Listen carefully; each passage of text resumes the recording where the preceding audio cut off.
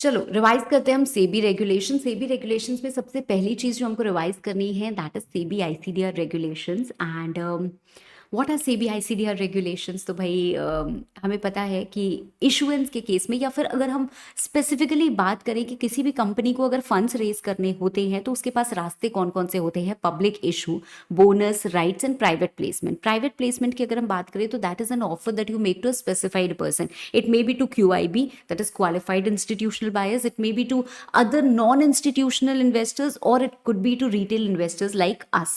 And साथ साथ अगर हम पब्लिक इशू की बात करें तो पब्लिक इशू में आता है आईपीओ, एफपीओ और ऑफर फॉर सेल। हम यहाँ पे बात कर रहे हैं आईपीओ की। दैट मीन्स अगर किसी भी कंपनी को इनिशियल पब्लिक ऑफर लेके आना है तो क्या वो लेके आ सकती है? तो सबसे पहली चीज आती है एलिजिबिलिटी। क्या आप एलिजिबल हो? तो कुछ लोग ऐसे हैं जो एलिजिबल नहीं है। कौन लोग ऐसे हैं? कोई प्रमोटर या ग्रुप जिसको डीबार कर दिया है सेबी ने, तो भाई वो आप नहीं कर सकते हो। आपने अप्रूवल के लिए स्टॉक एक्सचेंज को एप्लीकेशन ही नहीं दी है, नहीं कर सकते। आपका एग्रीमेंट नहीं है डिपॉजिटरी के साथ, नहीं कर सकते। पार्टली पेड शेयर्स नहीं कर सकते। एग्रीमेंट ऑफ फाइनेंस मतलब आपने कुछ अपने अरेंजमेंट ही नहीं किए हैं फाइनेंस के टुवर्ड 75%। तो मतलब अगर आपका आईपीओ फेल हुआ तो जो लोग इन्वेस्ट करेंगे बड़ा प्रॉब्लम हो जाएगा, राइट? तो इन चीज़ों को भी ध्यान में रखना होता है। प्रमोटर्स होल्डिंग आपकी डीमटेरियलाइज नहीं हुई है, वो बहुत ज़्यादा ज़रूरी है। आप जो अमाउंट रेस करने वाले हो उसका मोर देन 25% आप यूज़ करने वाले हो जनरल कॉर्पोरेट पर्पसेस के लिए, कोर पर्पस के लिए नहीं, तो अलाउड नहीं। प्रमोटर विलफुल डिफॉल्टर नहीं। इशू आपका ओपन होना चाहिए 3 से 10 दिन के लिए, तो अगर 3 से कम दिन के लिए हो रहा है तो अलाउड नहीं है, 10 से ज़्यादा के लिए हो रहा है तो अलाउड नहीं, मतलब you are not eligible. And non compliance of minimum subscription, तो मिनिमम सब्सक्रिप्शन तो अचीव करोगे तभी आप वो कर सकते हो। सो ऐसे में आप इन एलिजिबल हो जाते हो, you not eligible to raise funds through IPO. ठीक है। इसके बाद अगर हम बात करें तो हमारे पास 2 कैटेगरी ऑफ कंपनीज होती हैं। One is having good track record, और you can say the ones who meet the eligibility criteria. अगर आप एलिजिबिलिटी क्राइटेरिया मीट करते हो तो आप सिर्फ आईपीओ की कंडीशंस को और जो दी हुई है वो फॉलो करोगे और हो जाएगा। पर अगर आप एलिजिबिलिटी क्राइटेरिया मीट नहीं करते हो तो आप आईपीओ कर सकते हो सिर्फ और सिर्फ बुक बिल्डिंग से, एंड दैट टू आपको अपना 75% एटलीस्ट क्यूआईबी को देना पड़ेगा। तो मैम कौन होते हैं जो एलिजिबिलिटी रिक्वायरमेंट मीट करते हैं? If you have tangible assets of more than 3 crore, more than equal to 3 crore, जिसमें से आपका less than equal to 50% in monetary assets होना चाहिए, मतलब आपके ऑपरेशनल एसेट्स में ज़्यादा पैसे इन्वॉल्व होने चाहिए। Minimum average pre tax profit 15 crore 3 out of 5 years हम चेक करते हैं। Net worth more than equal to 1 crore each preceding year. तो अगर आपकी ये चीज़ है तो मतलब you are meeting the eligibility criteria, आप रेगुलेशन 6(1) में फॉल करते हो। Then you appoint the merchant banker registrar to issue compliance officer and follow all the conditions of IPO, और उसके बाद आप आईपीओ पे जा सकते हो। Can even opt for book building, right? But compulsion नहीं है, ठीक है। पर अगर आप इन कंडीशंस को सेटिस्फाई नहीं करते हो तो भी आप आईपीओ कर सकते हो। बट ऐसी सिचुएशन में the proposed IPO will be less than 5 times pre issue worth, and you have to do issue through book building only. और 75% आप ऑफर करोगे किसको? क्यूआईबी को। 75% आपका किसका जाएगा? क्वालिफाइड इंस्टीट्यूशनल बायर्स को। क्यों? क्योंकि हम सिक्योर करना चाहते हैं भाई कि हमारा आईपीओ फेल ना हो, तो क्यूआईबी 75% उनको जाएगा। अदरवाइज हमारे पास लिमिट होती है कि क्या कितना जाएगा, वो लास्ट में हम पढ़ेंगे, ठीक है। अब हम बात करते हैं कि कैसे डिटरमाइन करते हैं प्राइस। तो प्राइस डिटरमाइन होता है in consultation with the lead merchant banker हमारे पास जो होता है, या फिर थ्रू बुक बिल्डिंग। क्या डिफरेंशियल प्राइसिंग अलाउड होती है? Differential pricing in general allowed नहीं होती है, but it is allowed subject to आप इंडिविजुअल इन्वेस्टर्स को प्राइस नॉट लोअर देन 10% नहीं दोगे, मतलब नहीं दोगे। बुक बिल्डिंग के केस में जो आप सिक्योरिटीज एंकर इन्वेस्टर को ऑफर करते हो that is not going to be lower than the price that you offer to others. Shares अगर आप एम्प्लॉय को देते हो that is can be lower than the floor price, but difference more than 10% नहीं होना चाहिए। तो इन चीज़ों को ध्यान में रख के हम डिफरेंशियल प्राइसिंग इशू कर सकते हैं। अब अगर हमारा issue price more than equal to 500 होता है तो हमारी face value not less than 1, मतलब मिनिमम फेस वैल्यू 1 रुपये होगी। अगर हमारा इशू प्राइस लेस देन 500 है तो हमारी फेस वैल्यू मिनिमम 10 होगी, ठीक है। तो कभी कभी एग्जामिनेशन में ऑब्जेक्टिव के क्वेश्चन के तरीके से पूछा जाता है कि what is the minimum face value जिस पे आईपीओ इशू हो सकता है, तो वो 1 रुपये है, ठीक है। अब मिनिमम प्रमोटर्स कंट्रीब्यूशन क्या होता है? 20% of post issue capital. Promoters के केस में हमारे लॉक इन पीरियड भी होता है, तो प्रमोटर्स का जो कंट्रीब्यूशन होता है, minimum promoters contribution that is locked in for 3 years. पर मिनिमम प्रमोटर्स कंट्रीब्यूशन के ओवर एंड अबव जितना प्रमोटर्स कंट्रीब्यूशन होता है that is locked in for 1 year. इसके बाद आती है हमारी बुक बिल्डिंग की बात। बुक बिल्डिंग क्या है? बुक बिल्डिंग एक प्रोसेस है to elicit demand and price to determine the quantity कि भाई हम कितने शेयर्स इशू कर पाएंगे, क्योंकि हमको पता नहीं है हमारे कितने शेयर्स किस प्राइस पे कितनी डिमांड में लोग एक्सेप्ट करेंगे, तो हम बुक बिल्डिंग के थ्रू जाते हैं, ठीक है, to determine to elicit demand, right.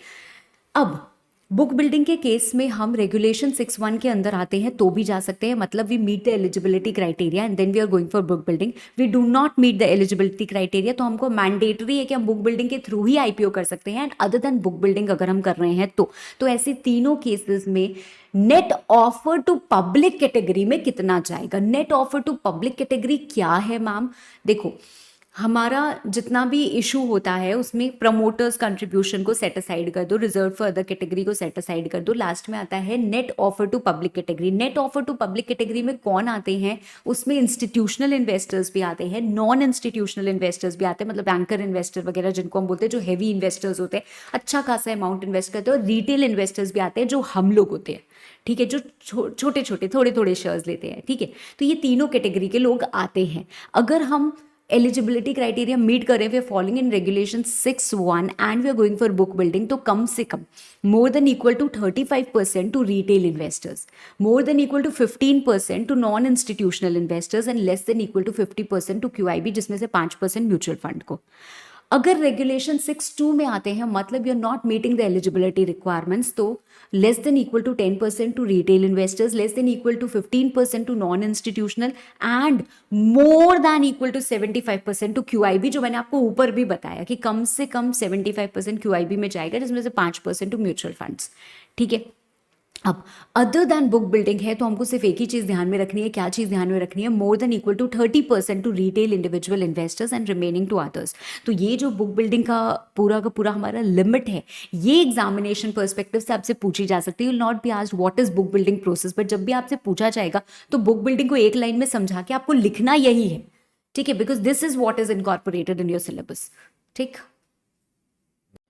Now SEBI PIT regulations, that is prohibition of insider trading regulations। इसमें क्या है भाई? सबसे पहले तो इनसाइडर ट्रेडिंग किसको कहते हैं? ट्रेडिंग बाय इनसाइडर को हम कहते हैं। इनसाइडर हम किसको कहते हैं? इनसाइडर कनेक्टेड पर्सन, और उस पर्सन को जिसके पास UPSI है, राइट। कनेक्टेड पर्सन कौन होता है? कनेक्टेड पर्सन जो कंपनी के साथ या पिछले 6 महीने में कंपनी के साथ एसोसिएटेड रहा है, इंक्लूडिंग फ्रीक्वेंट कम्युनिकेशन, तो उसको हम कनेक्टेड पर्सन कहते हैं। There are certain category of deemed connected person, जैसे उनके रिलेटिव हो गए, कंपनी सब्सिडियरी हो गई, ऐसा कोई फर्म, HUF, पार्टनरशिप कंपनी जहाँ पे डायरेक्टर या उनके रिलेटिव या बैंकर का 10% से ज़्यादा स्टेक है, वो हो गए, कंपनी का बैंकर हो गया।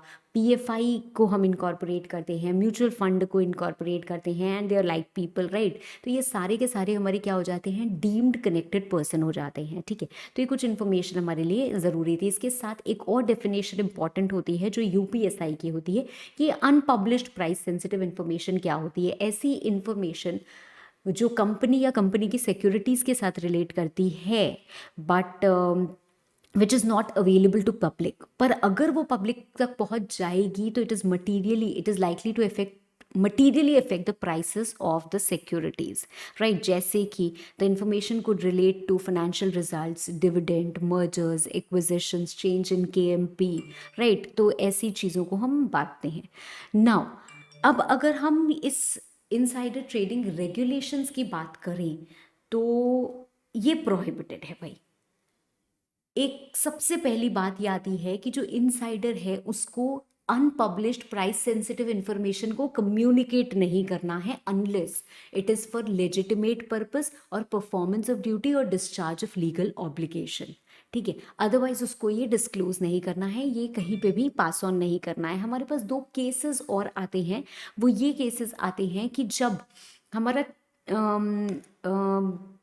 ओपन ऑफर इवेंट ट्रिगर होता है, तो at that time communication may be made, और even if it is not triggered but the board of directors feel the need कि this information will be in the best interest of the public, तो वहाँ पे information disclose की जा सकती है।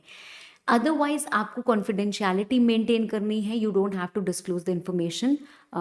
UPSI, if you have to others. इसके साथ साथ ट्रेडिंग पे भी रिस्ट्रिक्शंस आता है इनसाइडर्स के, कि इनसाइडर्स आपको ट्रेडिंग नहीं करनी है, ठीक है।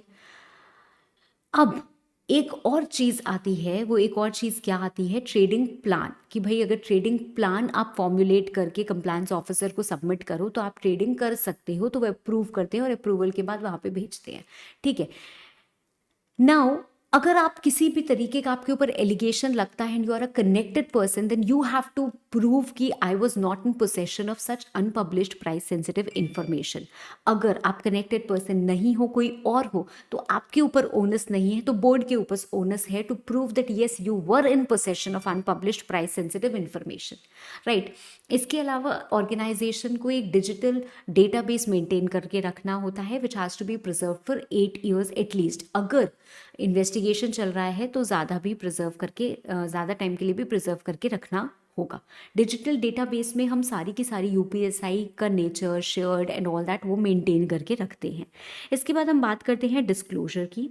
तो दो तरीके के डिस्क्लोजर जो हमें यहाँ पे पढ़ने हैं वो हैं कि डिस्क्लोजर एक तो केएमपी का, भाई appointment and holding of securities, और दूसरा जब हम ट्रेडिंग करते हैं, ये लोग ट्रेडिंग करते हैं of more than 10 lakhs in an aggregate in a quarter और one time, then within 2 trading days आपको डिस्क्लोज करना होता है। तो हमें दो चीज़ें पढ़नी होती हैं, हमें पढ़ना होता है एक कोड ऑफ फेयर डिस्क्लोजर और दूसरा कोड ऑफ कंडक्ट, राइट। ये पॉलिसीज कौन बनाता है, ये पॉलिसीज बनाते हैं बोर्ड ऑफ डायरेक्टर्स, अपनी वेबसाइट पे लगा के रखते हैं, और कंप्लायंस ऑफिसर जो है इंश्योर करता है। कंप्लायंस ऑफिसर कौन होता है, कंप्लायंस ऑफिसर कोई भी हो सकता है जिसके पास थोड़ी फाइनेंशियली लिटरेट है और लॉ की समझ है, राइट, उसको बोर्ड डेजिग्नेट करता है। ये हमेशा एक सीनियर ऑफिसर ही होता है, ठीक है। कंप्लायंस ऑफिसर के पास भी बहुत सारी पावर्स दी जाती हैं। अब इसके बाद एक जो और पॉइंट आता है वो हमारा कोड ऑफ कंडक्ट का आता है। तो अगर हम कोड ऑफ कंडक्ट की बात कर रहे हैं तो भाई हमको इसमें क्या करना होता है ma'am, code of conduct is applicable to designated person. तो डेजिग्नेटेड पर्सन और उनके रिलेटिव को इन्फॉर्मेशन प्रोवाइड करनी होती है। सबसे पहली बात, उनके ऊपर कोड ऑफ कंडक्ट की एप्लीकेबिलिटी होती है। मैंने कहा कुछ पॉइंट्स लिखे हुए हैं। अब इनको अगर ट्रेडिंग करनी है, डेजिग्नेटेड पर्सन्स कौन है आपको डेफिनेशन पढ़ने की सिलेबस के हिसाब से ज़रूरत नहीं है, बट मैंने थोड़ा सा आपको आइडिया दिया हुआ था। Pre clearance need to be obtained for trading. तो आपको पहले जो बोर्ड ऑफ डायरेक्टर्स होते हैं वो स्पेसिफाई करते हैं फॉर्मेट ऑफ प्री क्लियरेंस। तो उसी एप्लीकेशन पे आपको क्या करना होता है, कंप्लायंस ऑफिसर को एप्लीकेशन देनी होती है प्री क्लियरेंस ऑब्टेन करने के लिए कि हम ट्रेड करना चाहते हैं। तो अगर आपको ट्रेडिंग की परमिशन मिल जाती है तो जो ट्रेडिंग विंडो होती है विच इज़ फॉर 7 days, उसके अंदर अंदर कर लेना होता है, नहीं तो आपको फिर से प्री क्लियरेंस लेनी पड़ जाएगी। एंड कंप्लायंस ऑफिसर भाई रिपोर्ट प्रोवाइड करता है बोर्ड को और ऑडिट कमिटी को। इसके बाद हमारा एक इंस्टीट्यूशनल मैकेनिज्म करके आता है विच इज़ नॉट समथिंग जो बहुत कुछ है, बट उसमें जनरल बात यही लिखी हुई है कि भाई सीईओ को प्रॉपर एक सिस्टम रखना है, ऑडिट कमिटी को सिस्टम को रिव्यू करना है, और हर लिस्टेड कंपनी में एक प्रोसीजर होना चाहिए फॉर इंक्वायरी ऑफ लीक और सस्पेक्टेड लीक ऑफ यूपीएसआई, ठीक है। अगर इंक्वायरी इनिशिएट होगी तो सबको कोऑपरेट करना चाहिए, और साथ साथ विसल ब्लोअर पॉलिसी भी होनी चाहिए, ठीक है। इसके बाद आता है हमारा टेक ओवर कोड, ठीक है। टेक ओवर कोड, अब टेक ओवर कोड में हम क्या पढ़ते हैं भाई, टेक ओवर कोड में हम पढ़ते हैं about the take over. Takeover हम कैसे करते हैं, we acquire the shares which eventually results in acquiring control, right. तो जो पर्सन एक्वायर करता है उसको हम बोलते हैं acquirer, this is just an example. और जिसको एक्वायर करते हैं उसको हम क्या बोलते हैं, द टारगेट कंपनी, राइट, ठीक है। अब टेक ओवर कोड रेगुलेट करता है टेक ओवर्स को अनडाउटेडली। तो ओपन ऑफर एक सबसे इंपॉर्टेंट और बड़ा कंसेप्ट जो यहाँ पे आता है वो आता है open offer which is public offer. देखो ओपन ऑफर हमारे दो तरीके के होते हैं, एक मैंडेटरी ओपन ऑफर और एक वॉलेंट्री ओपन ऑफर, ठीक है। मैंडेटरी ओपन ऑफर कब ट्रिगर करता है, अगर कोई भी acquirer plus the persons acting in concert, right, वो क्या कर लेते हैं, एक्वायर कर लेते हैं more than equal to 25% voting rights, even if they touch 25%, मतलब वो ट्रिगर कर चुका है, वो पहला इवेंट हिट कर चुका है।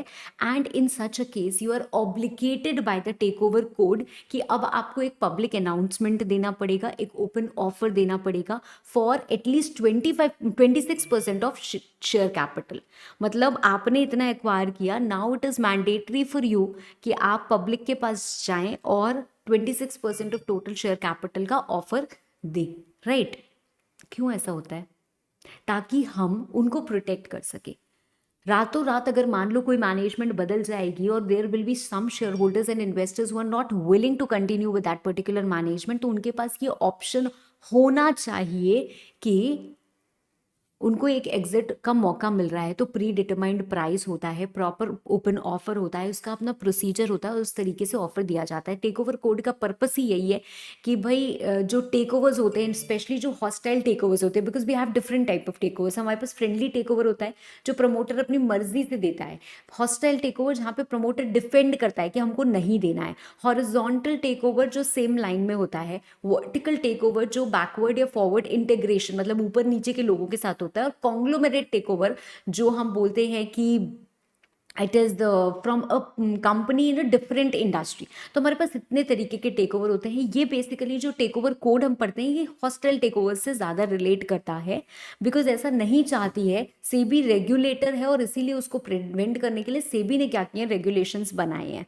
ठीक है। तो उन रेगुलेशंस में उन्होंने बोला कि जैसे ही हमें पता चलेगा कि भाई कोई एक्वायरर है और 25% का मार्क हिट कर लिया है, तो क्या करना पड़ेगा, उसको पब्लिक अनाउंसमेंट करना पड़ेगा और पब्लिक ऑफर देना पड़ेगा, ठीक है। इसके बाद एक और सेकेंड ट्रिगर इवेंट भी होता है, जब हमने ऑलरेडी 25% हम होल्ड कर रहे थे, now we intend to acquire more than 5%, up to 5% is the creeping acquisition which does not require और does not attract public announcement and offer.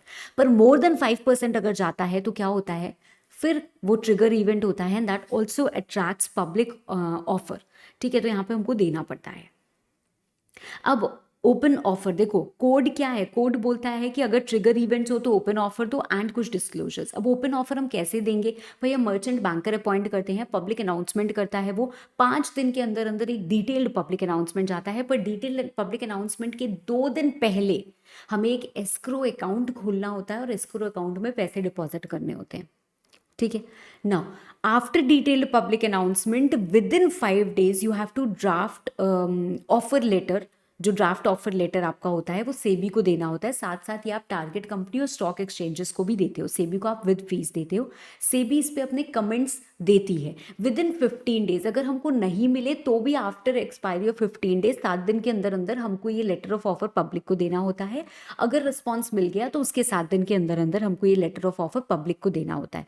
जब रिस्पॉन्स मिलता है उसके 7 दिन के वो 12 दिन के अंदर अंदर हमारा टेंडरिंग पीरियड स्टार्ट हो जाना चाहिए। टेंडरिंग पीरियड जब शेयर्स टेंडर किए जाते हैं, ठीक है, which is open for 10 days। And mode of payment क्या होता है, मतलब अगर हम शेयर्स ले रहे हैं पब्लिक के तो हम उनको कैसे पेमेंट करेंगे, कैश या फिर issue of shares of acquirer और of PAC that is persons acting in concert, issue of debt instruments या फिर issue of convertible debt securities. तो इस तरीके से क्या किया जाता है, ओपन ऑफर दिया जाता है। पर अगर मान लीजिए ओपन ऑफर का इवेंट तो ट्रिगर किया, मतलब हमको सेबी लॉज ने बोला कि भाई ओपन ऑफर दो, पर हमको अप्रूवल नहीं मिला, स्टैट्यूटरी अप्रूवल्स नहीं मिले, तो हमको ऑफर को विड्रॉ करना पड़ेगा। एक्वायरर की डेथ हो गई, ऑफर विड्रॉ करना पड़ेगा। हमारे एग्रीमेंट में कोई कंडीशन स्टिपुलेटेड थी, वायलेट हो गई एग्रीमेंट, वो हमें ऑफर विड्रॉ करना पड़ेगा। या फिर सेबी को लगा दैट विड्रॉल इज नीडेड, तो हमें विड्रॉ करना पड़ेगा। तो ऐसे में प्रोसेस क्या होता है, 2 दिन के अंदर अंदर मर्चेंट बैंकर अनाउंसमेंट करता है इन newspaper along with the reasons, और ये इन्फॉर्म किया जाता है साथ साथ सेबी को, स्टॉक एक्सचेंज को और टारगेट कंपनी को भी कि हाँ ये ऑफर हमारा क्या हो गया है, विड्रॉ हो गया है। इसके बाद एक चीज़ आती है वॉलेंट्री ऑफर की भी, कि क्या हम वॉलेंट्री पब्लिक ऑफर दे सकते हैं, हाँ, पर इसके लिए हमारे पास कम से कम 25% या उससे ज़्यादा होल्डिंग होनी चाहिए। एंड हम फर्दर एक्विजिशन नेक्स्ट 6 months में नहीं करेंगे, हमारा लास्ट 52 weeks में कोई क्रीपिंग एक्विजिशन नहीं हुआ होना चाहिए। And we can also make a conditional offer. इसके अलावा और भी कंडीशंस हैं, बट ऑफ कोर्स हमको इतनी ही पढ़नी है, सो मैंने आपको इतनी ही बताई हैं, ठीक है। 1 minute, right. So types of take over मैंने आपको बता दिए, ऑफर बता दिया, विड्रॉल बता दिया, मोड ऑफ पेमेंट बता दिया, disclosure, obligations, I have told you, right. बाकी इसके अलावा हमारे पास इंपॉर्टेंट डेफिनेशंस में एक फ्रीक्वेंटली ट्रेडेड शेयर्स की डेफिनेशन आपको याद रखनी चाहिए, ऑल्दो उसका कहीं ये हमारे हमारे कोर्स में जितने वो हैं रेगुलेशंस उसमें रोल नहीं है, बाकी फिर भी आपको पता होना चाहिए। कुछ एग्जेम्पशंस होते हैं, the people who are connected in the code, वो मैंने आपको बता दिया था। हाँ, ये डिस्क्लोजर भी एक बार हम क्विकली रिवाइज कर लेते हैं। डिस्क्लोजर सिर्फ 3 ही हमको पढ़ने हैं। 3 डिस्क्लोजर्स हमको कौन कौन से पढ़ने हैं कि ईयरली डिस्क्लोजर सबसे पहले, तो जब ईयर एंड होता है मतलब 31 मार्च पे प्रमोटर along with PAC उनकी जितनी भी एग्रीगेट शेयर होल्डिंग होती है 7 दिन के अंदर अंदर they have to disclose it to the stock exchange and target company. दूसरी चीज़ 31 मार्च को अगर आपका किसी भी कंपनी में मतलब उस जिस टारगेट कंपनी की हम बात कर रहे हैं एंटाइटलमेंट 25% या उससे ज़्यादा है along with persons acting in concert, तो आपको भी 7 दिन के अंदर अंदर you have to intimate to the stock exchange and the target company. इसके अलावा हम एक एनकम्बरेंस डिस्क्लोजर भी देते हैं, क्योंकि एनकम्बरेंस से भी हमारा रिस्क होता है कि भाई कंट्रोल किसी और के हाथ में जा सकता है। मान लो मेरे पास 20% शेयर्स किसी ने चार्ज की तरह दे दिए हैं, अब हो सकता है वो पर्सन अपना पैसे वापस ना कर पाए, तो ये शेयर्स मेरे हो जाएं और रातों रात ये कंट्रोल मेरे पास आ जाए, कंपनी का बहुत बड़ा control, so there is risk involve. तो जब भी चार्ज क्रिएट होता है, इन्वोक होता है, उसके 7 दिन के अंदर अंदर also the promoter along with person acting in concert they have to intimate to the stock exchange and the target company, तो उनको भी डिस्क्लोज करना होता है। तो ये डिस्क्लोजर्स हैं जो हमको ध्यान में रखने हैं, ठीक है। This I have already told you, this I have told you. And इसके अलावा हमारे एक ऑब्लिगेशंस आते हैं, obligations of acquirer and obligations of target company. Obligations of acquirer कि भाई आपने फाइनेंशियल अरेंजमेंट किया है, आप ऑफर इम्प्लीमेंट कर पाओगे, आप टारगेट कंपनी के तुरंत एक्वायर करने के बाद तुरंत एसेट्स को एलिनेट नहीं करोगे। अगर करना है तो भाई आपको पहले ही अपना इंटेंशन डिटेल पब्लिक स्टेटमेंट में देना पड़ेगा, अगर नहीं दिया तो फिर एसआर पास करना पड़ेगा, ठीक है। एंड ऑफर पीरियड के तहत आप जो शेयर्स टारगेट कंपनी में होल्ड कर रहे हो that you will not sell, and compliance के लिए acquirer along with the persons acting in concert, ये दोनों रिस्पॉन्सिबल होंगे। अगर टारगेट कंपनी की बात करें तो भाई टारगेट कंपनी आपको अपना बिजनेस नॉर्मल टाइम में चलाते रहना है। जो हमारा टेंडरिंग पीरियड होता है उसके 3 दिन पहले से टिल एक्सपायरी आपको कोई रिकॉर्ड डेट फिक्स नहीं करनी है, आपको सारे डिटेल्स शेयर होल्डर्स के प्रोवाइड करने हैं टू द एक्वायरर, और आपको भी एलिनेट नहीं करना है material assets unless special resolution is passed, ठीक है। चलो।